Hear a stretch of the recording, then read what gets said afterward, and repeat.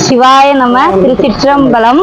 தஞ்சாவூர் மாவட்டம் ஒரத்தநாடு வட்டம் ஆயங்குடிங்கிற கிராமத்துல இந்த சிவலிங்கம் 800 வருடங்கள் பழமையான சிவலிங்கம் இருக்கிறதாக சிவராத்திரி மார்ச் 8ஆம் தேதி சோழபுரத்துல கோவை அரண்மனை திருப்பணி செஞ்சிட்டு இருக்கும் போது வந்து பார்த்தாங்க.